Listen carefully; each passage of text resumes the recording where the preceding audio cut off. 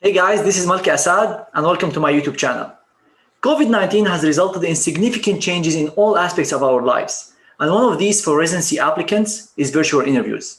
In this video, I'll give you a few suggestions on how to optimize the virtual interview experience and how to present yourself virtually in the best way possible. Before we start with the details of virtual interview preparation, I want to point out that many aspects of the virtual interview will be similar to the in-person interview. For example, you should expect similar questions to the ones that you would get in an in-person interview. Also, virtual interviews should not change the fact that you should do your homework, research the program, faculty, residents, so you come to the interview very well prepared. We're all in this together, so no need to stress or panic. Virtual interviews will save everyone time and money. So enjoy this experience, and let's start with the tips on how to prepare for virtual interviews. First, make sure that all aspects of a virtual interview are functional and running. This includes a laptop, web-based camera, and a microphone. Sometimes these are already included in your laptop, so just make sure that the audio and video quality are optimal. One way to check that is by recording yourself and see if you're satisfied with the result. If not, you can buy these on Amazon. I'll put some links for web-based cameras and microphones in the description below. Some people like to use their iPhones or iPads because this could give you a better audio and video quality, but just make sure that they're stable, in a good position to your face and body, and that you're being viewed in horizontal or landscape mode. Internet speed is another important aspect of virtual interviews. You don't want your picture or voice to cut off during the interview because of low internet speed. There are multiple websites to check the speed of your internet, and I'll put some links in the description below. Generally, 10 megabytes per second is enough for a good interview, but this will change based on the quality of your image and how many people are using the internet at your house. Also, make sure that your computer is plugged in and charged, and if you want to use the battery, make sure that it's fully charged. Another recommendation is to turn off all notifications on your laptop and have your phone silent to minimize distractions during the interview. Once I had an interview and I forgot to turn notifications off on my laptop, and Telegram kept sending me notifications of messages, and that created so much distractions during the interview. So just make sure that to turn off all notifications on your laptop and keep your phone on silent. Always have a backup plan. For example, give your number to the program and get the program coordinator phone number in case there were any technical issues from your side or from the program side. Also, be prepared to use your phone as a hotspot in case there were any Wi-Fi internet connection issues. Another advice is to arrive early on virtual interviews. You don't want people to be waiting for you.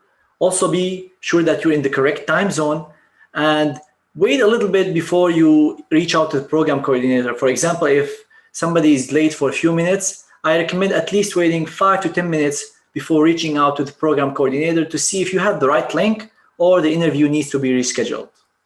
As you all know now, there are numerous platforms for hosting interviews. For example, Zoom, BlueJeans, Microsoft Teams, and many others. So make sure to download these programs before the interview and familiarize yourself with these programs. These programs have different default settings for audio and video. So before the interview, make sure that everything is working properly and that the program is connected to the right camera, speaker, and microphone. To give the impression that you're looking directly at the interviewer, have the camera at your eye level and look directly at the camera. It might feel weird in the beginning to look at the camera rather than the person you're talking to as we do in everyday life. However, looking at the camera is the best strategy to give the interviewer the same impression of a direct eye contact in a face-to-face interview. For example, I'll show you now the difference between looking at the camera and looking at myself in the screen.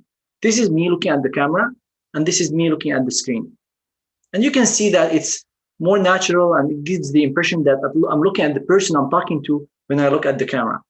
You can try that yourself. You can record yourself looking at the camera and looking at yourself on the screen and see which one feels more natural to you.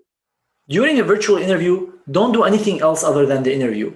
For example, don't check your phone or your email and stay fully focused with the interviewer. To avoid interrupting your interviewer, I recommend waiting maybe 2 or 3 seconds before you respond to a question. Now moving on to the environment, make sure that you're in a quiet place without distractions or interruptions from family, friends, children, or pets. I would not recommend, for example, doing a virtual interview in a public place or cafe where it's noisy or there are people going back and forth, which can distract you and distract the interviewer. Be sure to have a comfortable chair and posture since you'll be spending hours sitting in that position. Be aware of your body language and actions while on camera.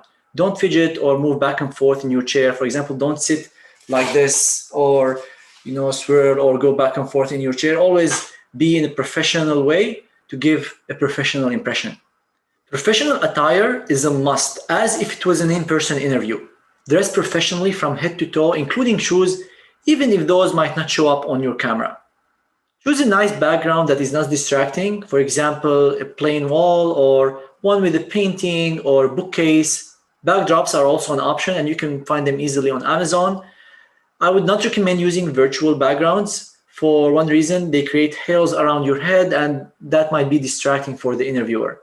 Also, I would not recommend having kitchen, bed, or bathroom in your background. And finally, lighting. Make sure that your room is adequately lit and that lighting is coming toward your face rather than the side or the background. This is so important because if light is coming from one of the sides, half of your face will be so bright while the other half will be dark. If it's coming from the background, your face will not show clearly and it might also block the interviewer's sight. So if you have a window on one side, make sure to sit with your face facing toward the window. If it's so bright, you can close the window and use artificial lighting, for example, a light source or a ring light. I'll put some links for ring lights in the description below. And these are really nice because you can adjust the brightness level, you can adjust the tone, and also the ring light level so it can come across your camera level. The key to interviews, which is more important for virtual interviews, is practice, practice, practice. This is very important for virtual interviews because you will be interviewing using the same platform as the one you're practicing on, which is Zoom or Microsoft Teams. So I recommend doing mock interviews with friends, family, recording yourself, and then evaluate yourself. You can also do that by your own. It might feel a little bit weird in the beginning to record yourself and evaluate yourself, but you'll get comfortable with time. That brings us to the end of this video today. I hope it was useful and helpful for you to prepare for virtual interviews. If you like it, hit the like button, subscribe to my channel, and follow me on Instagram and Twitter at Malki Assad. Thank you all so much for watching and see you in future videos.